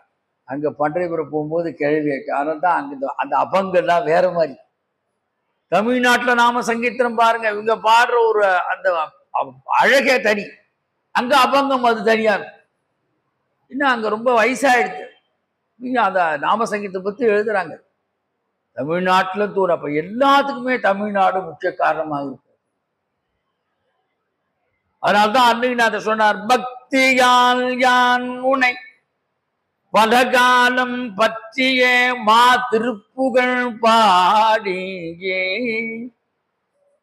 பக்தியால் யான் உனை பலகாலம் பற்றிய மா திருப்புகழ். திருப்புகழ்னா என்னத்தம்? இறைவனுடைய பெருமை எவன் பேசுகிறானோ இறைவனை பற்றி அதெல்லாம் திருப்புகழ். இந்த திருப்புகழ் என்ற வார்த்தையை சுந்தரமூர்த்தி நாயனார் இந்த பதியத்துல சொல்ற. எங்க மாசிராமணி ஈஸ்வரர் திருமுல்லவாய் அங்க சொல்ற திருப்புகழ் என்ற வார்த்தையை அவர் தான் முதல்ல யூஸ் பண்ற. கூடிய லயம் ஜதிப்பிழையாம கொடி உடமை அவள்கான ஆடி அழகா அருமறை பொருளே அங்கனா ஒன்று தெற்று தேடிய வானோசை திருமுல்லை வாயிலாய் திருப்புகழ் விருப்பார். இந்த திருப்புகழ் சென்டென்ஸை சுந்தரமூர்த்தி நான் பதிவு பண்றேன். அப்புறம் ஆழ்வார் ஒருத்தர் பதிவு பண்றார் திருப்புகழ். அதுக்கப்புறம் தான் அருணகிரிநாதர் திருப்புகழ். சென்டென்ஸ் முதல்ல சுந்தரமூர்த்தி நான் என்ன சொல்றேன், தேடிய வானோசை திருமுல்லை வாயிலாய் திருப்புகழ் விருப்பால் பாடிய அடியே படுதுயர்கடையாய் பாசுபதா பரந்துடரே. அத அந்த திருப்புகழ் அந்த வார்த்தையை ரொம்ப பெருமைப்பட்டவர் அருணகிரிநாதர்.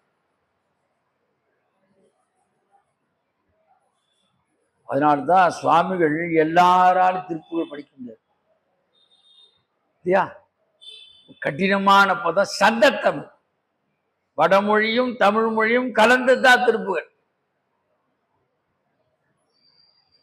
அதனால்தான் பாம்பன் சுவாமிகள் ரொம்ப எளிமையா போய் முருகனுடைய அடியார்கள் முருகனை எளிமையாக அடைவதற்கே போடப்பட்டது இந்த குமாரஸ்தவம். நல்லா தெரிஞ்சுக்கோங்க. 44 நாமாவளி ரொம்ப ஈஸி. எல்லாமே இப்ப வடமொழி தான். அவங்களுக்கு எல்லாம் பேதமே கிடையாது. தகராலகசே தமிழ். அவரு சாம்பன் சுவாமி தமிழ் ரொம்ப பல்லுகள்லாம் தெரிச்சு போயிடும். படிச்சு பாருங்க. அருணகிரிநாதர் கூட படிச்சிடலாம் போல இருக்கு. ஆனா பாம்பன் சுவாமியில் அவ்வளவு டஃப். ரொம்ப எளிமையானது இந்த குமாரஸ்தவம் மட்டும். நான் இந்த சபையில பேச ஆரம்பிச்சா அதுக்கப்புறம் தான் அந்த புஸ்தகத்தை எழுதி அதையும் சொல்லு. 2015 வரேன். அந்த கொரோனா பொருள் எழுதி வெளியிட்டு ஒன்றும் வேலை இல்லைல்ல, உட்காந்து எழுதி. அதுக்கப்புறம் தான் பேச ஆரம்பிச்சேன். ஐயா சரி பேசுங்க சரவணன். இன்னைக்கு ரொம்ப நாளா பேசுறாரு. இந்த சபையில விட்டு வேற எந்த சபையில் பேச இல்லையா? முருகன் கூட்டத்தில் பேசுறா. நீங்க வருவீங்க, உங்களுக்கு தெரியும். சில முருகன் இடத்துல தான் முருகன் பெருமை பேசும். அதனால அவர் சொல்றார் சுவாமிகள், அதைத்தான் நாம சங்கீர்த்தனம் என்று சொல்கிறார். இறைவனுடைய திருநாமம். ஆழ்வார் சொல்ற, நம்மாழ்வார், உண்ணும் சோறும் பருகை நீர் தின்னும் வெற்றிலை எல்லாம் கண்ணன் எம்பெருமான் என்றென்றே. சாப்பிட சாப்பாடு, உண்ணும் சோறு. தமிழ் பத்திங்களா? நம்ம சாதம்னு சொல்றோம், சோறு சொல்றோம். உண்ணும் சோறு பருகை நீர். வைஷ்ணவத்துல தூய தமிழ். பாயசம் நாம சொல்லுவோம், அவன் பாயசம் சொல்ல மாட்டான். தெரிஞ்சுங்களா? எந்த அழகார திருக்கண் அமுது கொண்டு வா, நம்ம பாயசம் அப்படின்னு சொல்லுவோம். பாயசம் என்பது வடமொழி சொல். கறி சொல்ல கரமது கொண்டு வா, சாற்றுமது கொண்டு வானா ரசம் கொண்டு வா. சாப்பாட்டுல கூட தமிழை வளர்த்தவர்கள் வைணவர்கள் தெரிஞ்சுக்கணும். யார் யார தமிழ் வளர்த்த பாருங்க என்ன பக்தி பிரமை. உண்ணும் சோறு பருகை நீர் தின்னும் வெற்றிலை எல்லாம் கண்ணன் எம்பெருமானே. எல்லாத்தையும் கண்ணனுடைய புகழப்படுற. இத பார்த்தா பாரதி அடிச்சான். காக்கை சிறகனிலே நந்தலாலா நிந்தன் கரிய நிறம் தோன்றுதையே நெஞ்சலால். பார்க்கும் மரங்கள் எல்லாம் நந்தலாலா நிந்தன் பச்சை நிறம் தோன்றுதையே. கேட்கும் ஒளியிலெல்லாம் நந்தலாலா நிந்தன் கீதமிசையா. தீக்குள் விரல வைத்தான் நந்தலாலா நின்னை தீண்டும் இன்பம் தோன். நெருப்புல வச்ச கையை சுட்டா கூட கண்ணன்னா இருக்குதுன்றான். அப்ப எவ்வளவு அந்த கண்ணுடைய பெருமை பார்ப்பாங்க. ஏன்னா கலிகாலத்துல எவ்வளவுக்கு எவ்வளவு திருப்ப படியுமோ படிங்க. நாம சங்கீர்த்தனம் அவங்க பண்றவங்க பண்ணிட்டு போட்டோம், அது அவங்களுடையது. நாம தமிழ்ல நாம சங்கீர்த்தனம் பண்ணணும், தப்பு கிடையாது. வியாபாரத்துல பண்ண கண்டிப்பா பலன் உண்டு. எதுவுமே நீங்க நம்பிக்கை ஃபெய்த் தான் காரணம். அதனால்தான் இந்த நாமாவளினாலே அர்ச்சனை செய்யலாம். செவ்வாய்க்கிழமை முருகனை அலங்காரம் பண்ணி அரைப்பூவாலை அரைச்சிட்டு தேன் தனிமாக கிடைச்சா நேவேத்தியம் பண்ணி ஒரு 4 பேருக்கு கொடுக்குறாங்க. ரொம்ப புண்ணியம். தேனும் தனிமாவும் தினசரியிலே அர்ச்சனை செய்வர் இருக்கிறார்கள் இந்த நாமாவளி நாள். அப்போ முருகன் நாமா என்றது இது மாதிரி அர்ச்சனை சொல்லலாம். சிவனுக்கு என்ன சொல்லலாம்? சம்போ மகாதேவ தேவா, அவனுக்கு நாமா இருக்கு. ஹரஹர நம பார்வதி பதையே ஹரஹர ஹர மகாதேவா. அந்த அரகரன் சப்தம் ஒழிச்சுட்டே இருக்கணும்ன்றார் சுந்தரமூர்த்தி நாயனார். எதையும் சொல்றாரு, அறவொலி ஆகமங்கள் அறிவார் அறிதோத்திரங்கள் விரவிய வேத ஒளி விண்ணலாம் வந்து. அவர் போகும்போது என்னடா சப்தம்னா மகாதேவ அரஹர என்று சொன்னா அற அற ஆகம ஒளின்னா அந்த அப்படியே அந்த சிவானுபூதியா அரகர மகாதேவா என்று சொல்றான். ஆகமங்கள்னாலே கொண்டாடப்படுகிறார்னா பகவானுடைய நாமா முக்கியம். பாட முடியாதவங்க நாமா எழுதலாம், முருகா முருகான்னு நோட் போட்டு எழுதலாம், நம்ம இஷ்டம் தான் எல்லாம். ஸ்ரீராம்ஜம் எழுதுறாங்க பாருங்க. அது மாதிரி எங்க ஏரியாவில் ஒரு பேங்க் இருக்குது. அந்த பேங்க் பேர் என்ன தெரியுமா? ராமநாம வங்கி. ஆமா, என்ன ஒருத்தர் கேட்டாரு, சார் அந்த பேங்க் எத்தனை மணி என்ன பணம் போடணும்னு. ஏன் அது எழுதுற பேங்க் எங்க ஏரியாவில் இருக்க. ஒரு நாளைக்கு வந்து பாருங்க, இவ்வளோ பெரிய இடம் சுற்றி எவ்வளோ யார் யார் நாமனா கொண்டு பண்டல் கண்ணி பண்ணி ராமர் சிலை வச்சு சுத்தி சுத்தி வருவாங்க. இந்தியா முழுக்க அது சுற்றுப்பயணம் செய்து வந்திருக்கு. ஒரு ஊர்ல ட்ரெயின்ல வர இருப்பாரு, எல்லாம் அவரே செஞ்சு ஆயிடுச்சு. ராம நாமம் அது ஒரு ஈடுபாடு பாருங்க. அது மாதிரி நமக்கு முருக பக்தி வரணும், திருப்புகழ் பாடணும். ஒண்ணுமே இல்லாத குமாரஸ்தவத்தை சொல்லிட்டே இருக்கலாமே, ரொம்ப ஈஸியா இருக்குல்ல, ரொம்ப கஷ்டம் இல்லாத குமாரஸ்தவம். அம்மன் சுவாமிகள மிக உயர்வானது பக்தி மார்க்கத்துக்கு கொண்டு போக முருகனை சீக்கிரம் அடையக்கூடியது இந்த குமாரஸ்தவம் தான் நான் சொல்லுவேன். அதனால்தான் அரோஹரா என்று சிவனை சொல்கிறார்கள். அதனால்தான் தமிழுக்கு ஒரு பெயரி உயர்வு. தமிழ் பாடப்பட்ட பாடலுக்கு தான் தெய்வ தமிழ் என்று. என்ன தமிழ்? தெய்வ தமிழ். ஏதோ சாதாரண எங்கேயும் நினைச்சிருவாங்க. வடமொழிக்கு என்ன தராசில் வச்சா ரெண்டும் சரிசமமா இருக்கும். இன்னும் தமிழ் வவ்விய கவிஞர் அனைவரும் வடநூன் முனிவரும் புகழ்ந்த மொழி தமிழ் மொழி. எப்படி? வவ்விய கவிஞர் அனைவரும் வடநூன் முனிவரும்.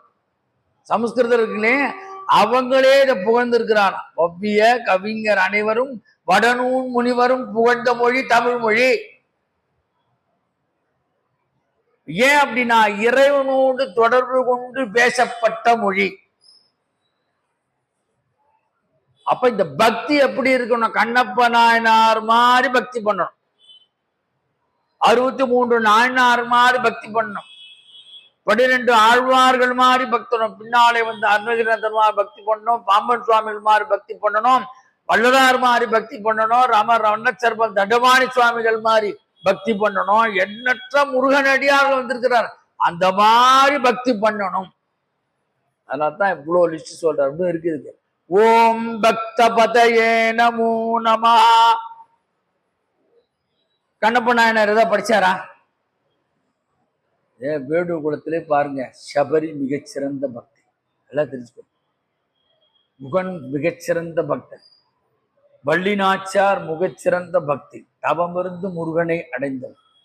கண்ணப்ப நாயனார் வேடுவ குலத்தில் இந்த 4 பேரை உதாரணமா சொல்லலாம். எல்லாரும் சொல்லிட்டாங்க. கண்ணப்ப நாயனாருடைய பக்தி மாறி எனக்கு பக்தி இல்லைன்னு சொன்னவர் ஆதிசங்கரர். சிவானந்தரையில 63ஆம் ஸ்லோகத்தை சொல்றார் பாருங்க. 63 நாயன்மார்களே மிகச்சிறந்த நாயனார் கண்ணப்ப நாயனார், காலத்தால் முற்பட்டு. ஆதிசங்கரே பாராட்டுறார் அவருடைய பக்தி எப்பேற்பட்டது. மார்காவர்த்தித பாதுகா பசுபதே அங்கஸ்ய கூர்ச்சாயதே கண்டூஷாம் புனிஷேஷணம் புரரிபோ திவ்யாபிஷேகாயதே கிஞ்சின் பக்ஷித மாம்ச சேஷகபலம் நவ்ய உபஹாராயதே பக்தி கிம் நகரோத்யகோ வனச்சரா பக்தாவதம் சாயதே. அர்த்தம் சொல்லிரு. அர்த்தம் சொல்லத்தான் நீங்க ஏதோ சொல்லிட்டாரு நினைச்சு ஒண்ணுக்கு அர்த்தம் சொல்லு. அர்த்தம் தெரிஞ்சு படிக்கணும். அதுதான் உயர்வான மார்காவர்த்தித. மார்க்கம்னா வழி. என்ன பண்றான், அந்த வேட்டையாடுறது ஓடிண்டே வரான். பார்த்தா குடும்பத்தவர் இருக்கார். பார்த்த உடனே இவனுக்கு ஈர்க்கிறதான். சுவாமி ஈர்க்கிறார். அவனுக்கு அது தெரியல. ஏதோ நம்மளை பண்றதை சொல்லி பார்த்தா அப்புறம் என்னென்னோ பண்றான், பக்தி பண்றான். எப்படி அவன் அந்த சிவகோசிரா வந்து பூஜை பண்ணிட்டு போயிடறான். இவன் அதெல்லாம் கலைக்கிறான். எப்படி கலைக்கிறான்? மார்காவர்த்தித பாதுகா. இந்த வழி நடந்த செய்த தெருப்பு. அதனாலே சிவங்களுக்கு மேல காலை வச்சான். 2 காலை வச்சும் போது இப்படி இருக்கும். கும்பாபிஷேகத்துக்கு கலசத்துல கூர்ச்சம் வைக்கிறாங்க தெரியுங்களா? அது மாதிரி கூர்ச்சம் போல் ஆயிற்று. மார்காவர்த்தித பாதுகா. பசுபதி யாரு? பசுபதியாக இருக்கின்ற சிறைவன் சிரசின் மீதே வைத்தான். அது அபிஷேகம் செய்வதற்கு முன்னாடும் கூச்சம் போல ஆயிடுச்சு. அவங்க தையில ஏதாவது பாத்திரம் இருக்கா? ஒண்ணும் இல்லை, வாய் தான் பாத்திரம். கீழே பொன்மீதாத்து போனா வாய் நிறைய ஆயிட்டான். உடனே அவனுக்கு பாத்திரம். அந்த உமிழ்நூரோட ஒப்பளித்தான். சொல்றார் மார்காவர்த்தித பாதுகா பசுபத அங்கஸ்ய கூர்ச்சாயதே. கூச்சம் வச்சா அபிஷேகம் பண்ணல. கண்டூஷாம் புனிஷேஷனம். வாய்னாலே கொப்பளித்த அந்த தண்ணீரை உமிழ்ந்தான. கண்டூஷாம் நேஷன்னா கொப்பளித்தல், நினைத்தல். அது எப்படா அந்த பரமேஸ்வரன் நினைச்சாரா? ஆகாகா இவன் உமிழ்நீர் கங்கை விட புனிதமாக, அது எச்சிலுக்கு உமிழ்நீர் கங்கைக்கு புனிதமாக பரமேஸ்வரன் ஏற்றுக்கொண்டான். கண்டூஷாம் புனிஷேஷனம். அபிஷேகம் யாருக்கு பண்ணா? புரரிபோ திவ்யாபிஷேகாயதே. திரிபுர சம்ஹார அந்த சிவபெருமானுக்கு இவன் பண்ண அந்த எச்சில் உமிழ்நீர் கங்கை போல் ஆயிடுச்சு. சரி, அடுத்து பூ எல்லாத்துக்கு வச்சுட்டான். அடுத்து சுவாமி நைவேத்தியம் பண்ணுமே. அவனுக்கிட்டே தெரியும். பூவனா ஒரு பன்றி அடிச்சான். இது நல்லா கட் பண்ணான். பிரெட் மாதிரி ஸ்லைஸ் பண்ணான். நெருப்பை மூட்டினான். உச்சியெல்லாம் சொருகினான். அதில் தோச்சி எடுக்கிறான். இந்த நெருப்புல ஒன்று தோச்சி எடுக்கிறான். கண்டூஷாம் புனிஷேஷனம் புரரிபோ திவ்யாபிஷேகாயதே கிஞ்சின் பக்ஷித மாம்சகபலம். அந்த இறைச்சியை என்ன பண்றான் அவன் பாருங்க. எப்போ எது நன்றாக வெந்திருக்கிறோ அதை சுவாமிக்கு நைவேத்தியம். கோயிலுக்கு போகும்போது எடசு தேங்காய் போகணும். சில பேர் நினைச்சுப்பா ஏதோ ஐயரித்தான சுவாமிக்கு நாம செய்யும். சுவாமிக்கு உயர்வானதா. நம்மள இவ்வளவு உயர்வா வச்சிருக்காரு இல்லையா? இவ்வளவு உயர உட்காந்து பேச வைக்கிறாருன்னா சுவாமியினுடைய கருணை. சுவாமிக்கு உயர்வானதா நைவேத்தியம் பண்ணணும். அவன் என்ன பண்ணான்? நல்ல வெந்த பகுதியா எடுத்து சுவாமிக்கு எடுத்து வச்சான. வேகாதெல்லாம் தள்ளிட்டான். இந்த பக்தி பிரேம். கண்டூஷாம் புனிஷேஷனம் புரர திவ்யாபிஷேகாயதே கிஞ்சித் பக்ஷித மாம். கொஞ்சம் கடித்து பார்த்த. கிஞ்சித்னா கொஞ்சம். அப்ப ஆதிசங்கர சொல்றார், ஆஹோ ஆஹா, இப்பேற்பட்ட பக்தியை நான் பார்த்ததில்லே. கிஞ்சின் பக்ஷித மாம்ச சேஷகபலம் நவ்ய உபகாராயதே பக்திகி கிம் நகரோத். அகோ வனச்சர. காட்டில் விழுந்த வேடனானவனுக்கு இவ்வளவு பக்தி சிரேஷ்டம் வந்திருக்குதேன்னு அகோ என்று ஆச்சரியப்பட்டார் ஆதிசங்கர் 63ஆம் ஸ்லோகத்துல சிவானந்தகரியில. அப்ப கண்ணப்பனாவோட பக்தி எப்பேற்பட்டது. அத மாதிரி பக்தி பண்ணணும். ஓம் பக்த பதயே நமோ நம. அதுதான் அவ்வளவு விளக்கம் சொல்லு. கண்ணப்பனால 6 நாள்ல முக்தி. அதுல நமக்கு தமிழ்நாட்டுல பாருங்க பக்திக்கு ஏற்ற மாதம் மார்கழி மாசம். எங்க பார்த்தாலும் இசை விழா நடக்கும், நாம சங்கீர்த்தனம், பகவானுடைய பெருமையை கல்யாண குணங்களை பேசுகின்ற மாதம் மார்கழி மாசம். திருப்பாவை திருவம்பாவை எல்லாம் பேசுறாங்க.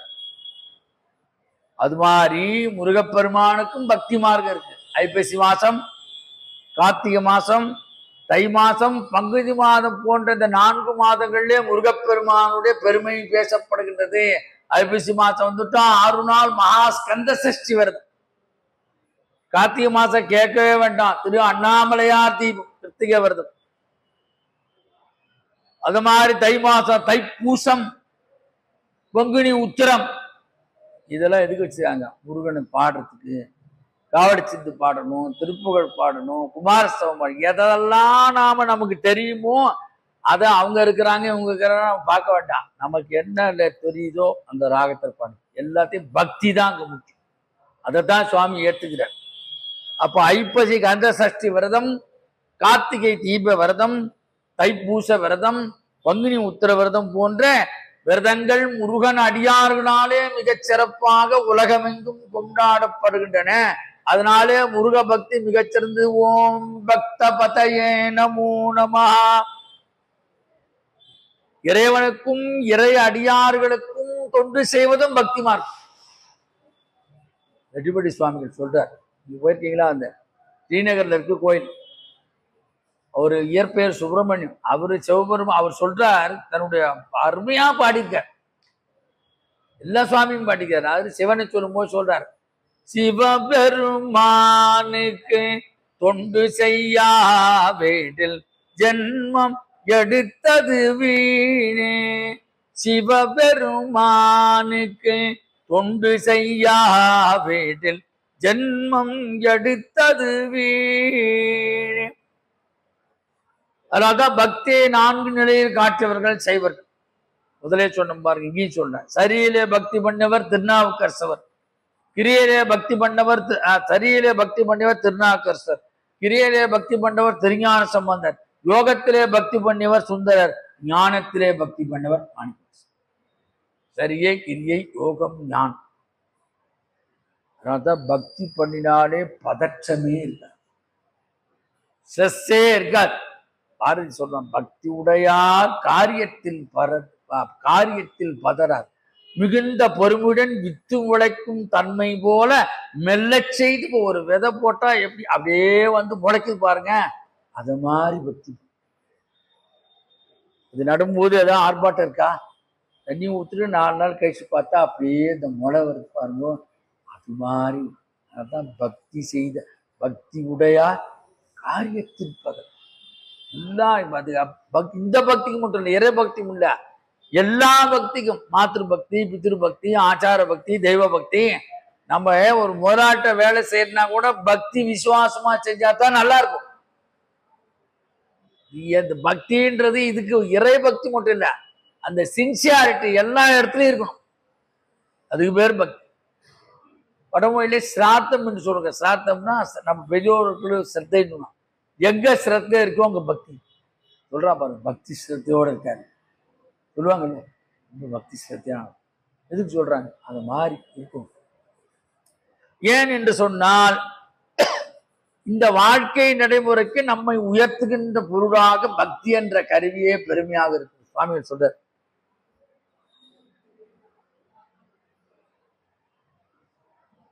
எல்லா விஷயத்தையும் பக்தி பூர்வமா அர்ப்பணி. இந்த வேலை தான் அந்த வேலை தான், இதுல ஏதாவது பிரயோஜனம் இருக்கான்னு பார்த்தா அதுல பலன் இருக்க. கடமை செய் பலனை எதிர்பார்த்தே சொன்னா கண்ணன் கீதாச்சாரியன், பலன் இல்லைன்னு சொல்ல. நல்ல ஞாபகம், பலன் உண்டு, எப்போது கொடுக்கணும் அப்ப கொடுத்துருவான். ஒரு பெரிய காரியத்தை நம்ம நடத்தணும், அப்ப வந்து சுவாமிகள் கொண்டாந்து நம்ம கொடுத்துருவோம். அதான் கடமை செய் பலனை எதிர்பார்த்தா பலன் இல்லைன்னு சொல்ல. உடனே எதிர்பார்க்காது, செஞ்சுட்டே வா, அந்த கடமை பலனை உனக்கு தானாக குட்டி கொடுக்கும். கர்மண்யேவ மாபலேஷு அதிகாரி, அவனுக்கு விதிக்கப்பட்ட கர்மாவை ஒழுங்காக செய். அப்ப பக்தி பூர்வமாக செய்தால் சுவாமிகள் சொல்றார் மனிதனுக்கு மன அழுத்தம் வராது.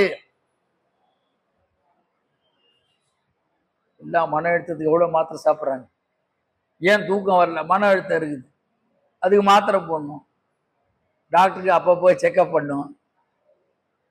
அதனால்தான் நமக்கு படுக்கும்போது காஞ்சி பெரியவர் சொல்றார், நிறைய அம்பாள் பேரை சொல்லிட்டு படுக்கும், நிறைய சொல்றாரு. அது மாதிரி ஓம் ஸ்ரீ வெங்கடேசாய மங்களம் 12 தடவை, ரொம்ப ஈஸி. காலையில இதுக்கு ஒன்றும் மடி ஆச்சாரம், காலையில எழுந்திருக்கும் போது ஓம் ஸ்ரீ வெங்கடேசாய நமஹா, எவ்வளவு ஈஸி பாருங்க.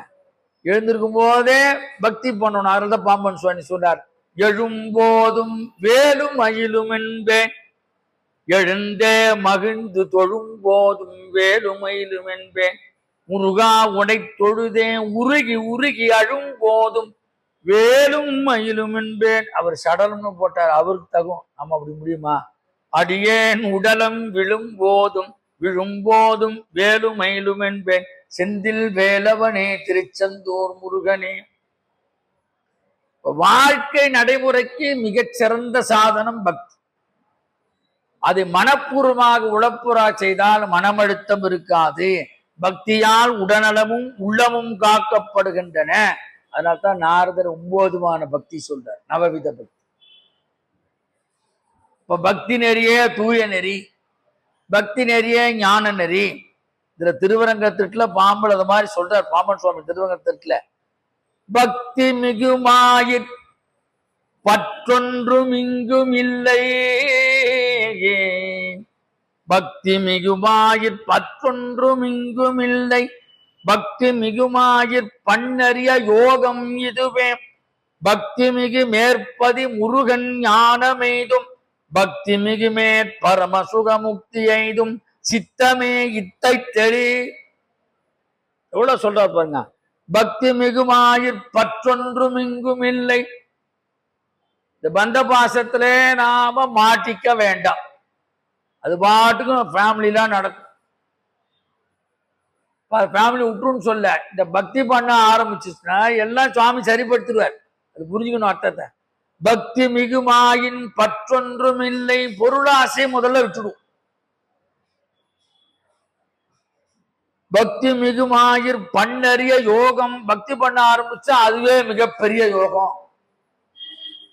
நீ அங்க போய் யோகாசனம் போயிடணும், அது உடலுக்கு. ஆனா உள்ளத்துக்கு யோகம் அப்படின்னா அதான் சுந்தர யோக நெறின்னு. உள்ளம், இந்த உள்ளத்துல ஒரு பூரிப்பு இருக்குன்னா அந்த பக்தி நெறியாக யோகத்தை பிடிக்கும். பக்தி மிகுமேற்பதி முருகன், முருகன் மேல எவ்வளவு பக்தி பண்றோளோ அந்த அளவுக்கு ஞானத்தை உண்டாக்குவான். அதனாலதான் ஞான பண்டித சுவாமி நமோ நம வெகுகோடி. பக்தி மிகுமேற் பரம சுக முக்தி எய்தும், பக்தி வந்துருத்தா நமக்கு முக்தி நிலை வந்துரும். பாரதி சொல்றான், முன்பு நிற்கின்ற தொழிலே சக்தி, முக்தி நிலையின் முடிவே சக்தி சொல்றான். முன்பு நிற்கின்ற தொழிலே சக்தி, முக்தி நிலையின் முடிவே சக்தி. அப்ப அம்பாளை சொல்லும் போதுதான் நம்ம முக்தி எப்படி கிடைக்கணும், அம்பாளை பிடிச்சா கிடைக்கும். முக்தி நிலை எப்படி கிடைக்கும்? முக்தி நிலையின் முடிவே சக்தி. அதனால சித்தமே இதை நன்றாக தெளிந்து கொள். அதுதான் அவையா சொல்ற, சத்தத்தின் உள்ளே சதாசிவம் காட்டி, சித்தத்தின் உள்ளே சிவலிங்கம் காட்டி. ஐயா இன்னும் ஒரு லைன் போலாமா? சித்தத்தின் உள்ளே சிவலிங்கம் காட்டி. அப்ப எந்த நிலையில் பக்தி செய்தாலும், பக்தி செய்யும் முருகன் அடியார்களுக்கு ஆறுமுக பெருமானே தலைவனாக இருக்கிறான் என்பதைத்தான் ஓம் பக்த பதயே நமோ நமஹா. அடுத்து 36 நாமாவளி போறோம். ஓம் முக்த பதயே நம். பக்தி வந்துருத்தா முக்தி வந்து சென்டென்ஸ் எப்படி போடுறாரு பாருங்க. பக்தி வந்துருத்தா முக்தி வந்துடும். ஓம் முக்த பதயே நமோ நமஹா. கொஞ்சம் டப்பான வேலை தான். நம்ம எல்லாம் லௌகீகத்துல இருக்கோம். பந்த பாசங்கள்லாம் அவளை விட்டுட்டு உடனே போக முடியாது. அந்த கடமையெல்லாம் செஞ்சுட்டு போகும். என்னென்ன கடமை இருக்கெல்லாம் செஞ்சு. அப்ப பந்த பாசங்கள் விடுபட்டவர்களே ஜீவன் முக்தர்கள் என்று அழைக்கப்படுகிறார்கள். கடந்தாஸ் அழகா சொல்லுவான், பந்தம் என்பது சிலந்தி வலை, பாசம் என்பது பெருங்கம். ஆர்டர் தொடரில் பாடுவோம். அதுக்கு அட்டாடி நம்ம பாட வேண்டாம். படாப்பட்ட அப்படின்றவர். பந்தம் என்பது சிலந்தி வலை, பாசம் என்பது பெருங்கவலை. இந்த பாசம் எப்படின்னு பார்த்தீங்கன்னா, குளத்துல 2 நாள் யூஸ் பண்ணாம குளம் துத்து வச்சுக்குவான். படிக்கட்டுல பூரா பாசியா இருக்கும், பார்த்து இறங்குன்னுவான். வழுக்கி விட்டா மண்டை போயிடும். அது மாதிரித்தான் இந்த பாசம். பந்தம் என்பது சிலந்தி வலை, பாசம் என்பது பெரும் கவலை. அப்ப இந்த முக்தர்களுக்கு, ஜீவன் முக்தர்களுக்கு தலைவனாக இருக்கக்கூடிய முருகப்பெருமானுடைய திருவடிகளை வணங்குகிறேன், போற்றுகிறேன், நமஸ்கரி. இதுதான் பாரதி சொல்றான், முக்தி நிலையின் முடிவே சக்தி. அருகுநாதன் சொல்றார், தகமை சிவஞான முத்தே பரகதியும் நீ கொடுத்துதவி புரிய வேணும் நெய்த வடிவேலா. தகமை சிவஞான முக்தி. சிவஞான முக்தினா முருகன் வந்துட்டாரு. முருகன் வேறு இல்லை, சிவன் வேறு இல்லை, தெரிஞ்சுக்கணும். அதுதான் அபேத பத்தி நான் அடிக்கடி அந்த சென்டென்ஸ் சொல்லுவேன். அதிலிருந்து தோன்றியவன், அவன் வேறு இவன் வேறு, ரெண்டும் ஒண்ணுதான். தகைமை சிவஞான முக்தி பரகதியும் நீ கொடுத்து உதவி புரிய வேணும் நைத்த வடிவே. சிவனார் படம் குளிர் ஆரம்பம் உபதேசம் பண்ணார்ல சுவாமி. அப்ப முக்தி நிலை அடைவதற்கு சுவாமி சொல்றார், ஆத்மாவானது பந்த பாசங்களிலிருந்து விடுபட வேண்டும். இப்ப பாசம்னா என்ன? யான் எனது என்னும் மற்றும் அகப்பற்று புறப்பு. 2, யான் எனது, அகப்பற்று புறப்பு. ஜட்டபரதர் இந்த இதுல வருது, ஸ்ரீமத் பாகவத்தில் வருது. ஜடபரதன் ஒரு மகரிஷி இருந்தார், மிகப்பெரிய ஞானி அவர். அந்த ஆசிரமத்துல எல்லாம் மான் எல்லாம் இருக்கு. எல்லா ஆசிரமத்திலும் ரமணாசுரம் போனா பாருங்க, மான் எல்லாமே இருக்கு. ஆசிரமம்னா அப்படித்தான் இருக்கு. மயில், ரமணர் இருக்கும்போது 4 திசையிலேருந்து 4 மயில் கூவிதாக சொல்லுவாங்க. அது மாதிரி பசும்பொன் முத்துராமலிங்க தேவர் முக்தி அடையும் போது எங்க பார்த்தாலும் மயில் கூவியது என்று சொல்வார். இதெல்லாம் முருக பக்தருக்கு அடையாளம். எல்லாம் தெரிஞ்சு ரமண பகவான் வேறில்ல, முருகன் வேறு என்று சொல்றாங்க. அவர் பார்க்க வந்த சொல்றார். அவர் பார்க்க வரும்போது, ரமணரை பார்க்கும்போது ஸ்கந்தாசிரமத்துல காவிய கண்ட கணக்கு நிறைய படிச்சவர். அவர் வந்து ரமணர் முதல்ல பார்க்கும் பேசாம போயிட்டார். 2வது வந்து பார்க்கிறாரா, பகவான் நெற்றிக்கண்ல இருந்து 6 தீப்பொறிகள் போயிட்டு வந்துதான். ஆகா, இவனே சுப்பிரமணிய கடவுள் அவர் சொல்ற. காவிய கண்ட கணக்கு நான் சொல்லலை, அவர் சொல்றாருன்னா அவதாரம். அதைத்தான் பகவான் செய்யும் போது மயில்கள் கட்டினேன், பசுமன் முத்துராலிங்க தேவர் போது அது மாதிரி கூவினேன். முருக பக்தருக்கே உண்டான ஒரு பெரிய ஸ்ரேயஸ். அந்த கதைக்கு வந்துடுற, அந்த ஜடபரத மிகப்பெரிய ஞானி. அவருக்கு அந்த உயிர் தருவு போகின்ற நேரம் ஒரு பகவானை சிந்தனை பண்ணலாமோனா, எவ்வளவு ஞானி பகவானை சிந்தனை பண்ண. அந்த மானை வளர்த்தாரு பாருங்க, இந்த மானை நினைச்சுட்டார், உயிர் போயிடுச்சு. ஜடபரதர் இடமா இருக்கக்கூடியவர் அந்த மானை நினைத்து உயிரிட்டதால் அடுத்த பிறகு மானாக வந்தார். ஆனா அந்த ஜடபரதற்கு உண்டான ஞானம் அந்த மானுக்கு இருக்குது. தெரிஞ்சுக்கோங்க. அதுக்குதான் நம்ம உயிரிடும் போது ராமா, கிருஷ்ணா, கோவிந்தா, மகாதேவா அந்த காதலையா அது போய் ஒழிச்சு இவன் மறுபடியும் பிறப்பெடுக்காம இருக்கும். அந்த வேலையைத்தான் காசியில சிவபெருமான் செய்யற. காசியில முக்தி, ஏன் முக்தி? திருவண்ணாமலை நினைத்தாலே முக்தி, திருவாரூர் பிறந்தா முக்தி, சிதம்பரத்தை தரிசித்தா முக்தி, காசியில் இறக்க முக்தி. ஒரு உயிர் போகும்போது அந்த உயிரின் காதிலே எம்பெருமான் மகாதேவன் பரமேஸ்வரன் காசி விஸ்வநாதன் ராம சப்தத்தை சொல்லி முக்தி அளிக்கிறார். எல்லாம் தெரிஞ்சு. அது மாதிரி விருத்தாச்சலம், விருத்தாச்சலத்தில் எந்த உயிர் போகிறதோ அம்பாளானவள் அந்த உயிரை கிடத்தி பஞ்சாட்சரத்தை சொல்லி முக்தி விடுறாள். காட்சி விட அதிக விஷமானது விருத்த காசி. நம்ம தெரிஞ்சுக்கணும், சொல்லணும். எல்லாம் தமிழ்நாட்டில் இருக்கு. வடநாட்டுக்கு என்ன நிலை இருக்கு, அதுக்கு ஈக்குவலான சமன் தமிழ்நாட்டில் அவ்வளவு இருக்கு.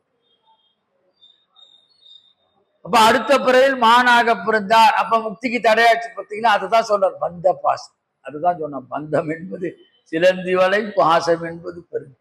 ஒரு பரமஞானி ஜடபரதன். அவருக்கே அந்த நிலைமைனா அப்ப நமக்கு எத்தனை பேருக்கு தெரியாது. நம்ம என்ன நினைப்போம் தெரியுமா? இந்த முருகன் நாமா சொல்றோமோ எந்த நாமா சொல்றோமோ தெரியாது. அந்த பக்குவத்தை சுவாமி தான் கொடுக்கணும். அவன் தான் நம்மளை சொல்ல வைக்கணும். மனசுல அவன் அந்த நேரத்துல வந்து நிக்கணும் நமக்கு. அதைத்தான் நம்ம பிரார்த்தனை பண்ணணும் சுவாமி.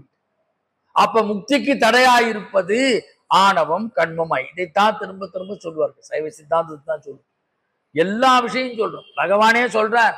அதனால முதல் பாட்டிலே சொல்றார், அருணாச்சலம் என அகமே நினைப்பவர் அகத்தை வேறு இருப்ப. அப்பா அகங்காரம் பெரிய மரமா இருக்கு, அதை நீ புடுங்கி போட்டுற அருணாச்சலம். அருணாச்சலம் என அகமே நினைப்பவர் அகத்தை வேறு இருப்பாய் அருணாச்சலம்.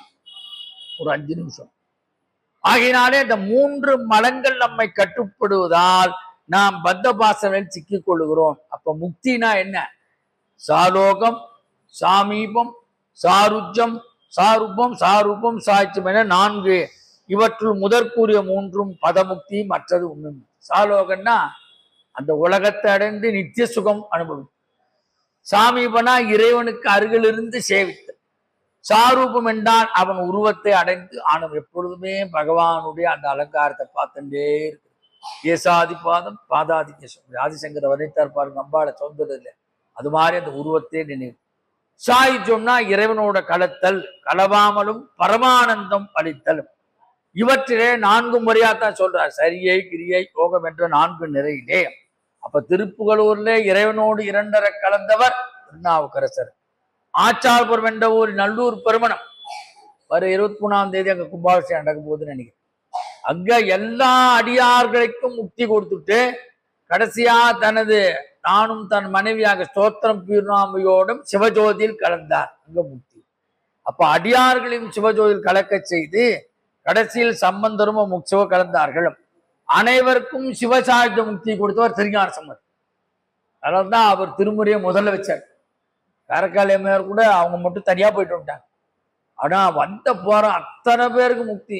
இலை எடுத்தவன், பரிமாறின, மோளக்கார எல்லாருக்கும் முக்தி கொடுத்த சிவஜோதி கலந்து செய்தவர்.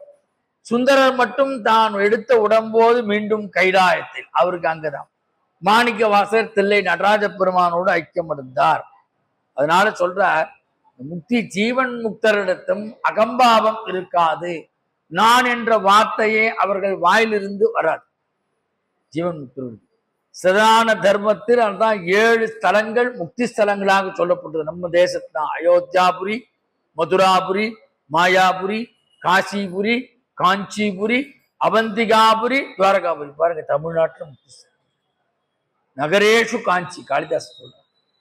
7 தமிழ்நாடு இருக்கு பார்த்தீங்கன்னா, அப்ப தமிழ்நாடு 7க்கு இணையான முக்தி ஸ்தலம். இது போக நிறைய ஸ்தலங்கள் சொல்லப்பட்டிருது. அதனாலதான் எடுத்த உடனே சொல்றார், முத்தை தருவத்தி திருநகையத்தி கிரசக்தி சரவன் முத்தி கொரு வித்து குருவர என ஓதும். முத்து முத்தாக பாடு, முத்தி கொடு வித்து குருவர.